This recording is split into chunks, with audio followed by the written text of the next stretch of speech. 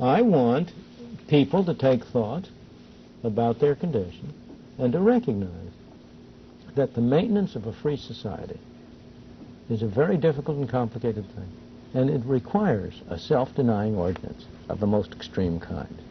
It requires a willingness to put up with temporary evils on the basis of the subtle and sophisticated understanding that if you step in to try to do them, you not only may make them, to do something about them, you not only may make them worse, but you will spread your tentacles and get bad results elsewhere.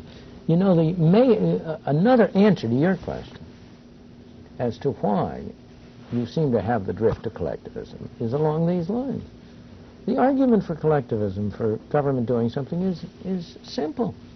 Anybody can understand it. If there's something wrong, pass a law. If somebody is in trouble, get Mr. X to help him out. The argument for voluntary cooperation for a free market is not nearly so simple. It says, you know, if you allow people to cooperate voluntarily and don't interfere with them, indirectly through the operation of the market, they will improve matters more than you can improve it directly by appointing somebody. That's a subtle argument, and it's hard for people to understand. And moreover, people think that when you argue that way, you're arguing for selfishness, for greed. That's utter nonsense. The people who are in positions of power in a political hierarchy are also selfish and greedy. Mankind is selfish and greedy. And one of the interesting features about the 19th century that we were talking about, I wonder if you realize that there is no century in human history in which charitable and eleemosynary activity has been as widespread and on as large a scale as it was in the 19th century. The charge used to be made that there were so many people trying to buy their way out of hell. Well... or into heaven. It's not too bad to have a...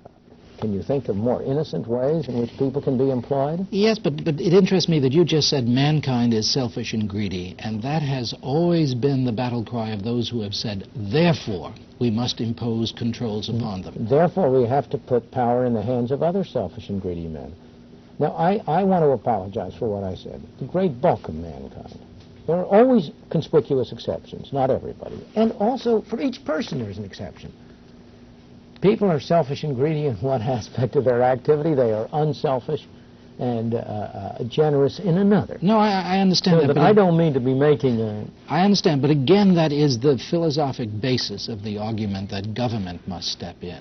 But it's a false argument because it assumes somehow that government is a way in which you put unselfish and ungreedy men in charge of selfish and greedy men. But government is an institution whereby the people who have the greatest drive to get power over their fellow men get in a position of controlling them.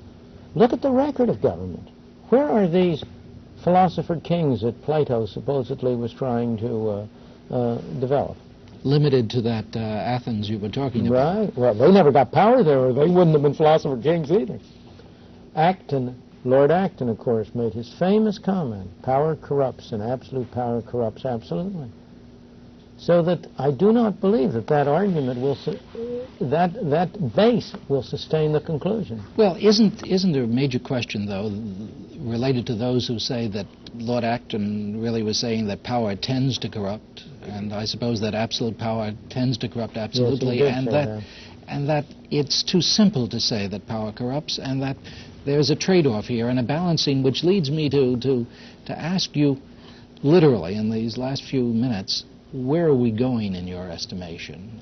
Quite honestly, quite directly. Sure. There is a balance, you're quite right. I am not in favor of eliminating government entirely. I think government is growing all out of proportion to its scope.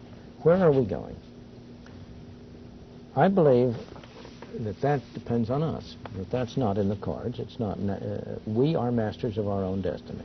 But if you take the road we have been on, we are heading toward a destruction of our free society and toward a totalitarian society. We are unfortunately headed down the route which Chile has already taken essentially to its end, which Britain has taken much farther than we are. Now, I hope we still have time to avoid it, but we will not avoid it unless the people of this country recognize the danger and take very difficult and important steps to set a limit on the extent to which they are going to permit government to interfere with their lives. If you thought that we were not going to avoid it, that we were going to continue down present paths, the path to serfdom, perhaps, would you then try to develop some different kind of philosophy, some different kind of approach that might enable us to make the jump from the freedom that you embrace and the near serfdom that seems likely in the future? I don't believe so, because I think if you go down that road, I don't believe there is any philosophy which will enable you to avoid it. My own reaction is very different. It is to say we don't have to go down that road. I may think I really do think, that the chance is a good deal less than 50% that we'll be able to avoid it. We may well be fighting a losing battle. But if it's the right battle, if it's the only alternative to serfdom, then we ought to fight it and try to convert that 15, 25, 30% chance, whatever it is, into a certainty. There are some sources of support on our side, fortunately. Give me the name of two, please. I will be glad to. Number one is the extraordinary ability and ingenuity of the American people in finding ways to get around laws. That's a major source of strength for freedom. And number two is the inefficiency of government. People go around complaining about waste in government. I am always reminded of a wonderful saying of an old teacher of mine. He was a teacher of statistics, and he made this statement about statistics, in which he said, pedagogical ability is a vice rather than a virtue if it is devoted to teaching error. Well, I say thank God for government waste. If government is doing bad things, it's only the waste that prevents the harm from being greater.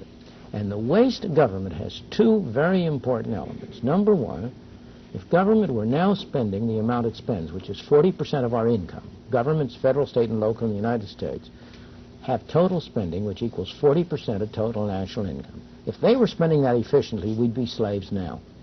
And in the second place, the waste is so obvious that it arouses a counter-movement on the population at large.